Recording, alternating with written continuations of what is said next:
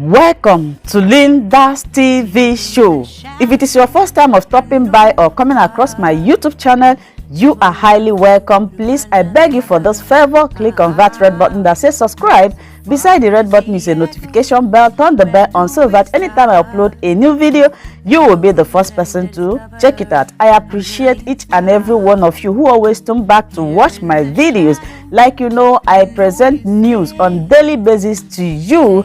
So after watching the video, you are free to criticize and leave your comment constructively. Share the video. Yeah, you can share it to your family, friends, anybody that you can, so that they themselves will be informed. Now I present to you another interesting or informative video which we are going to watch together. Yeah, I'm going to watch this video together with you. Then we'll come to the comment period from the 25th of February charade to the one of governorship. We've all seen how it's gone.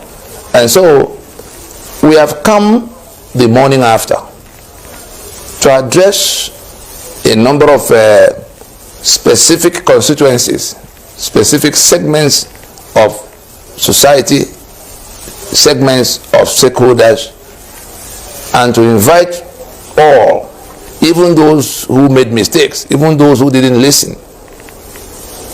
We'll be inviting all to the inevitable union reconstruction according to the template contained in the constitutional force majeure we deployed to address the Nigerian quagmire, but which those blowing siren in government house,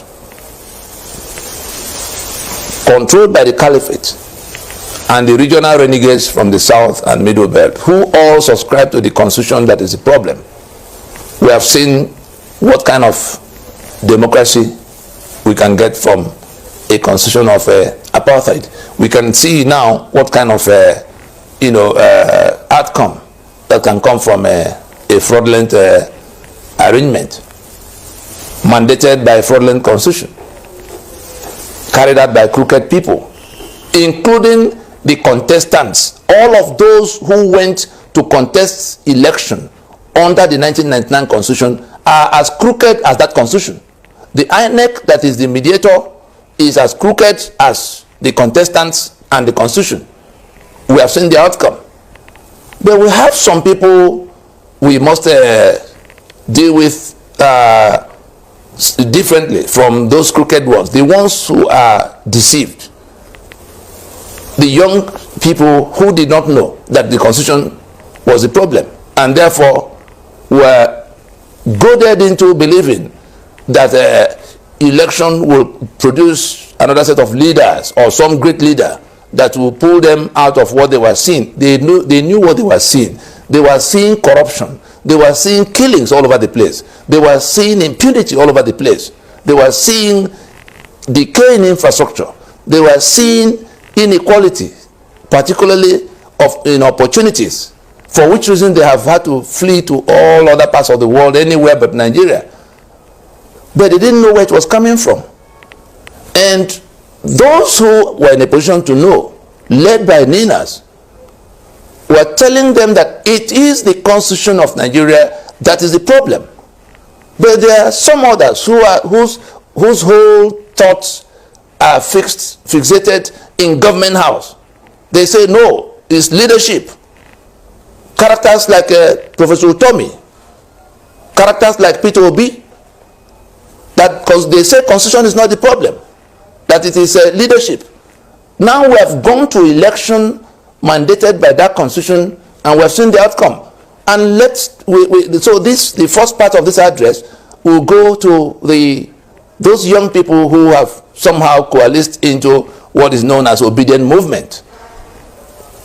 Everything that happened wrong in this election, including the declaration of somebody who obviously did not win, including the refusal to declare your candidate who won, with a good margin across the length and breadth of the country.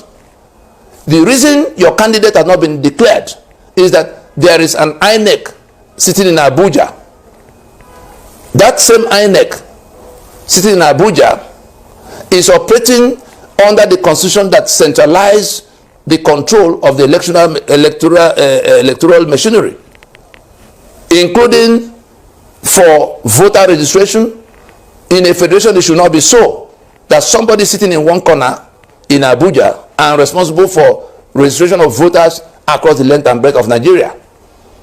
So from the point of registration of voters, you saw how much you were excluded.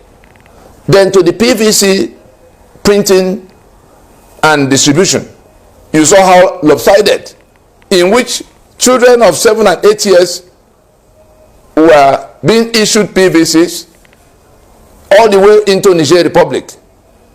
But you have to close your business several times in pursuit of the same PVC in Lagos, Onitsha, Port Harcourt, Enugu.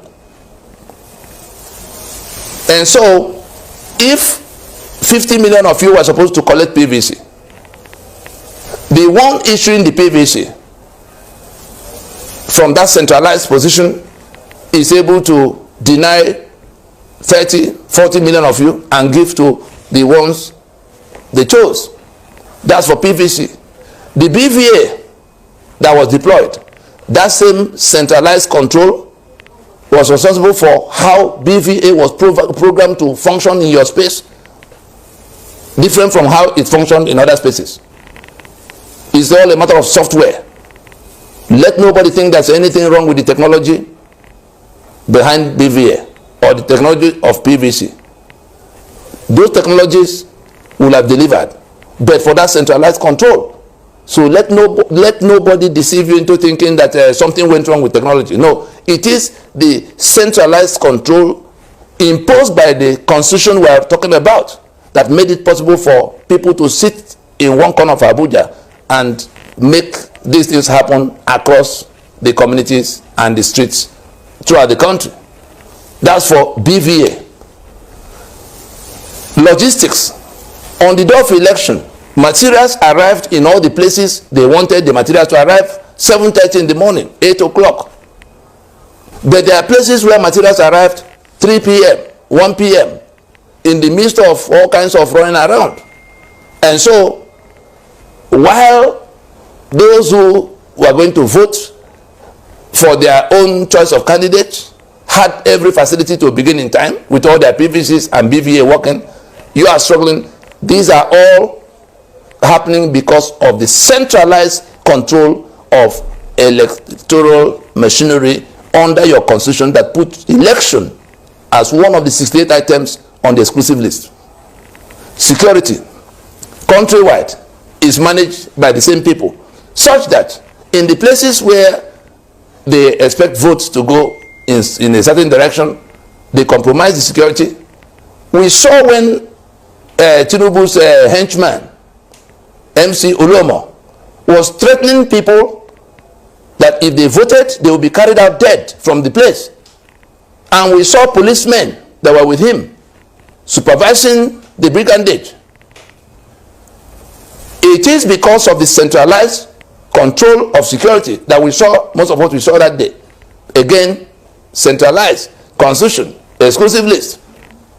The polling units that were created and distributed, we saw where INEC unilaterally shifted people to other polling units without informing them. And so you came to vote in the polling unit assigned to you, quite apart from the lopsided distribution of polling units, in which several polling units were allotted to some areas and very inadequate arrangements made for other areas. Is because of that same sitting in one location and controlling what happens in your locality. And so, even as lopsided as it is, you now come down to where you got to the polling unit to vote, and your name is not on the register there. And you have to go to the internet to find out where you've been sent to. And then there's no transport for the day. By the time you get yourself to locating where your name occurs to be able to vote, the day is gone. We've talked about PVC, BVA, logistics, security, polling unit, and so many other things.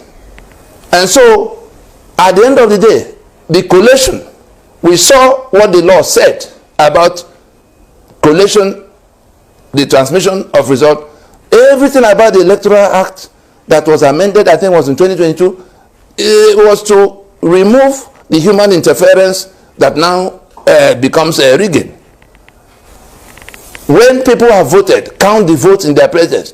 When you've counted, enter the result in their presence into a sheet. Use the BVA to capture what you've entered while they are still there. So in their presence, you capture, like you can do with your camera, and they all did with their cameras. You capture and dispatch to server that then goes to IREV, where the public can be viewing real time what is happening from across 176,856 or so polling units across the country. That meant if the law was followed by INEC, they would have, those results would have come even the same day. As voting was finishing, the result was coming to be seen. There will be no human interference from what transpired at the point of voting, where the party agents were present. That's what the law required. What did INEC do? After the first 7,000 or so that came in, they saw the pattern of results, they yanked off the server from receiving, what was coming from the field. Unfortunately for them, in yanking off the one of presidential, they allowed the other two for election that the same polling unit, the same time you vote for Senate and House of Representatives, and then the president, the other two came in, and the one of president did not come in. And so it is because there's a centralized control of that electioneering, the result transmission component of the electioneering, election management. The reason we're breaking these things down for you to see that there was a reason we said election cannot cure the problem we have. And this is just election, one out of 68 items that are on the exclusive list.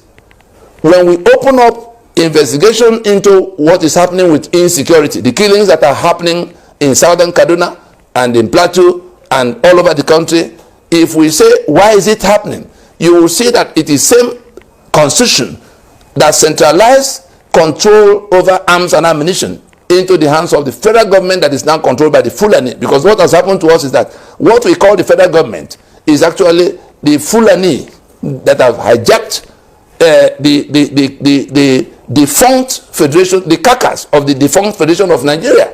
So you think there's a Nigeria that is being built. You do not know that there are invaders from across the Sahel, the Fulani, who have hijacked the carcass of what was the Federation of Nigeria into the unitarism, the thing they control from the center. And so this is just election. Security is in that same situation. Infrastructure is in that situation. That's why you don't have any roads or railways. Electricity is in that situation. Refineries are in that situation. Everything that is on that exclusive list is the reason your life is upside down where you are.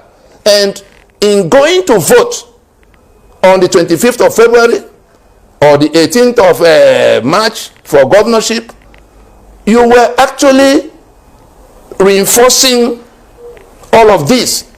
You were voting to have things continue the way they were. The corruption you see is flowing from this centralized control. The oil and gas of Niger Delta that is now owned by people in Maiduguri and Jigawa is because of that constitution and the exclusive list that has oil and gas. It's no longer your property. The ports of Lagos, the port of Port Harcourt, the bitumen in Ondo, the limestone in Benue, all the economic assets in the land are owned via that constitution by the people who control that that so-called federal government. It's an illicit federal government because we ceased to be a federation from the point the constitutions were toppled. And so what has happened now, which you are all witnesses to, is that the controllers of that Nigeria, that one Nigeria, that that caliphate-owned Nigeria, that unitary Nigeria, defined by this constitution, have managed to railroad you to come in to reinforce your own damnation, your own enslavement, your own bondage, your own killing, your own impoverishment. That's what you did in going to election under that constitution. And we shouted from the rooftops all through the time it was building up. We told the men of God in the land who were mobilizing for PVC, where is that PVC now in the outcome you have seen? You have validated the journey to renewing the life of that constitution. You can see the outcome. You've heard what the whole world said about the candidate that have been declared winner. But beyond that, apart from the drug and the illicit things that candidate, is known to have done, his second in command, his vice presidential candidate, who is at the center of what became Boko Haram, under that constitution still, if anything happens to that candidate today, it is the head of Boko Haram that will be sworn in as president. That is what you have voted for. That is what you have gone to validate. That is what you ignored the counsel to stop. That is a journey to death you have embarked upon. Now you want to cry. You went into a crooked process mandated by a crooked constitution, and you are crying about the crooked outcome. Not yet too late. The handover is supposed to be happening at the close of May. We are still in March. Ninas is calling out right now. Sovereignty belongs to the people, from whom government derives all its powers and authority. And therefore, the question of election by which government is chosen is secondary. Your powers lie above. You are the ones hiring. Election is the mechanism for hiring the management of your enterprise. That enterprise is called Nigeria. You have embarked on a wrong journey of hiring another management at a time your enterprise has been hijacked by criminals who imposed this constitution. What we should do, what we must do, except we want to perish, what we must do, and remember, in the period immediately following the force majeure in 2020, sometime in 2021, we had gone out in a broadcast to say that if people refuse to listen, if the politicians, particularly the renegades, the political renegades of the South and Middle Belt, distributed across the political parties, PDP, APC, ABGA, Labour Party, Young People's Party, all of them subscribe to that constitution. But we told them that if we cannot listen to ourselves and stop the journey and go into transition to rework the damaged constitutional basis of Nigeria, that we will be waiting at the bridge to 2023. The fate of Nigeria will be decided on the bridge to 2023. If you want to find out what we said there, go to YouTube and research. Fate of Nigeria will be decided on the bridge to 2023. We are on that bridge right now. And you remember the domino 1, domino 2, in the enforcement mechanism for that constitutional force majeure. We reject the union of master and servant as defined by the constitution that centralized everything to strangers, renewed every 4 years by elections. That is the meaning of this domino 1 you see. The domino 2 is where, in rejection of that constitution that create that union of death, we reject elections, and that elections will be brought down. We never hid our intentions to collapse the journey into election. That election has been collapsed. However it happened is business for another day. But as at this day in March of 2023, the whole world can bear witness that no election, nothing that can be described as election, even by Nigerian standard, can be said to have happened. And so the pillar of election in what you have seen is collapsed. The reason it's collapsed is because of the constitution, like I've explained to you, that centralized everything and has brought it to that collapse.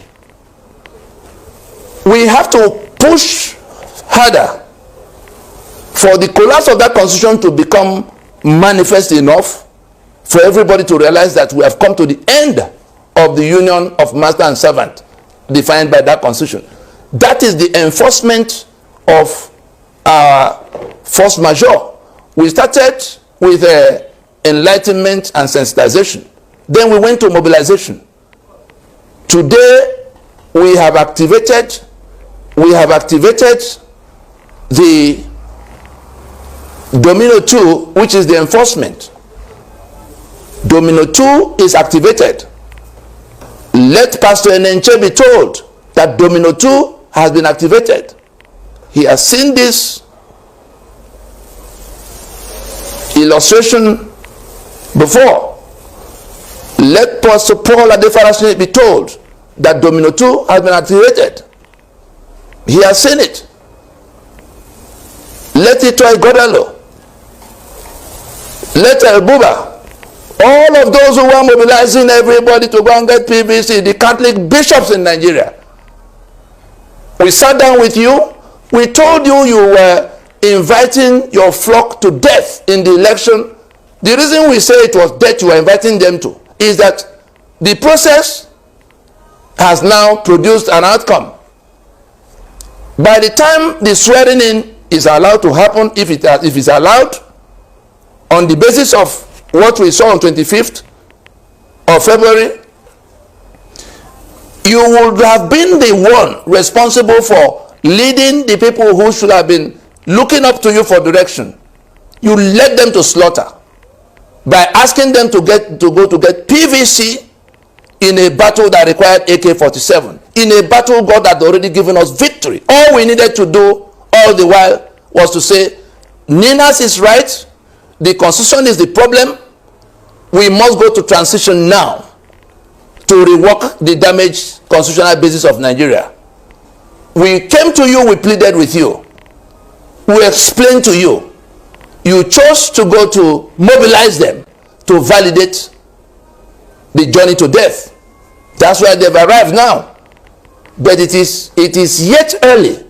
If you will come with us now, look back at what had happened and declare the truth that everything that has gone wrong has happened because of the Constitution of Nigeria that centralized the control over all the processes into the hands of the people who have enacted what you have seen.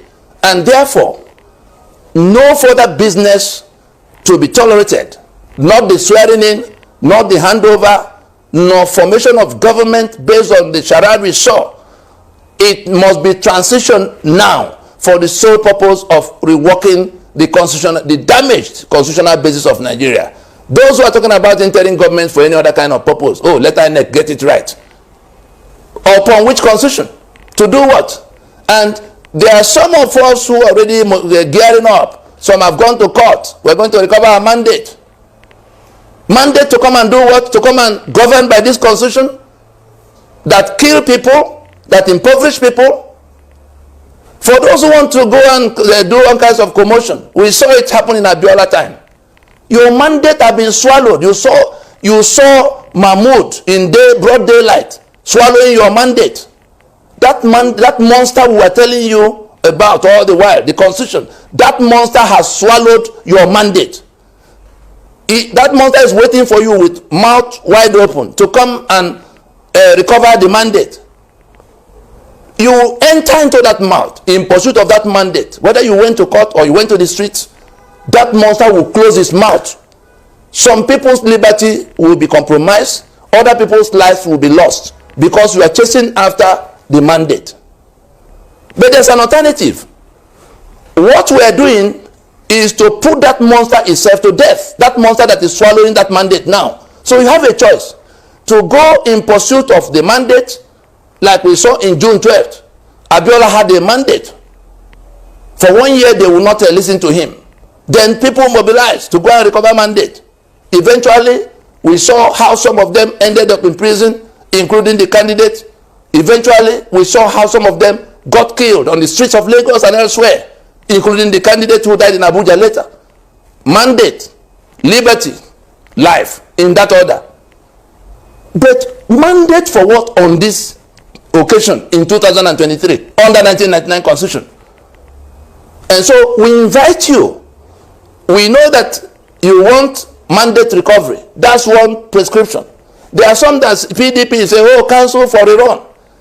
At the end of the day, somebody will win, will swear to defend and uphold that constitution as basis of going to assume power.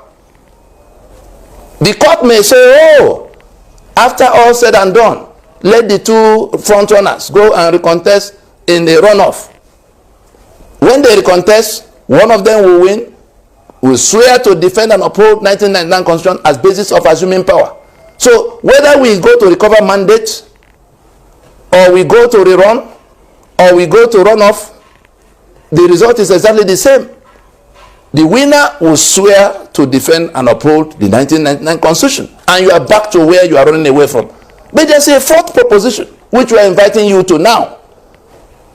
That fourth proposition is where Dinas is saying, let us acknowledge that this constitution is the problem that we need to solve ahead of every other thing. Not in electing who come and manage that union that is defined by that constitution. Let us go to transition now for the purpose of reworking the damaged basis of the Union of Nigeria. That is what we must do now, because if we don't, those who dragged us out into the election will manage it to somewhere, it will land in somebody swearing to defend and uphold that constitution. And if they set up an interim government for any other purpose, the type we are hearing that they are trying to do, let it be sounded clear, loud, to the whole world, that no interim government will be tolerated except for the purpose of reworking, express purpose. That is, it has to be announced upfront, according to the 5-point proposition in the Constitutional Force Majeure Proclamation of 16th December 2020.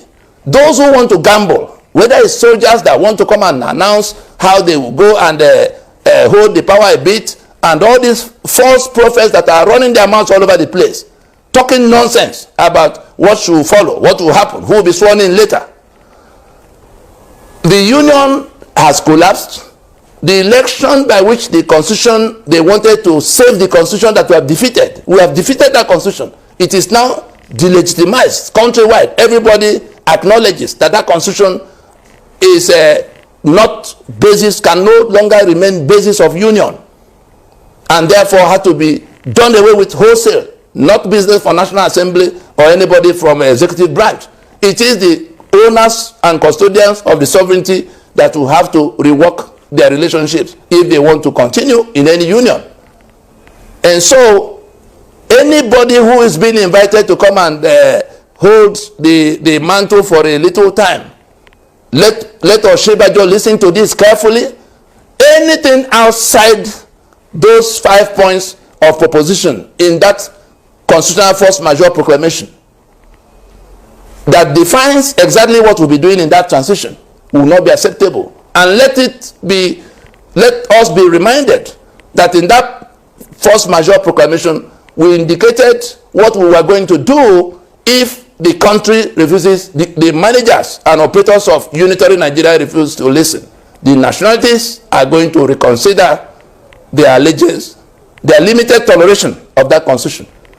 Especially at this time where we saw the president of Nigeria defying the Supreme Court. We saw INEC defying the constitution. INEC is defying the constitution. The requirements to be for a winner to emerge are spelled out. You must have the overall number of votes. You must have a spread of 25% across at least 24 states, and you must have 25% of the Federal Capital Territory valid votes. INEC is seeing these provisions. INEC went ahead to declare a winner that has not satisfied the constitutional requirement. And that means defying the constitution. And the president is sitting there watching them. The one who is supposed to be directing them, because thank you so much, my wonderful viewers, for watching this video together with me from the beginning to the end. Like I said before, if you like what you see here, if you like what I do in this platform, as you have finished watching this video, please hit that red button that says subscribe and put on your notification bell to all notification. In that way, you'll be able to know when I upload a new video. Share my videos, leave your comments in the comment section constructively. Until I meet your way again in my next video, I still remain your Linda's TV show. Bye-bye.